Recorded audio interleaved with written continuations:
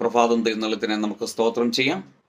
ഈ രാവിലെ സമയത്ത് ദൈവത്തിൻ്റെ പരിശുദ്ധാത്മാവ് നമുക്ക് നൽകുന്ന ആലോചന സദൃശവാക്യങ്ങൾ 21 അധ്യായം 23 വാക്യം. The book of proverbs chapter 21 words 23. വായും നാവും സൂക്ഷിക്കുന്നവൻ തൻ്റെ പ്രാണനെ കഷ്ടങ്ങളിൽ നിന്ന് സൂക്ഷിക്കുന്നു. Praise the Lord.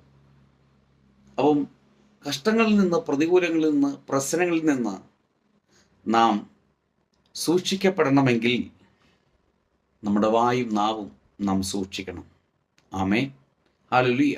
അതുകൊണ്ട് അനേക പ്രതികൂല സാഹചര്യങ്ങൾ, പ്രശ്നങ്ങളിൽ നമ്മൾ വീണു പോയിട്ടുണ്ട്, അകപ്പെട്ടിട്ടുണ്ട്.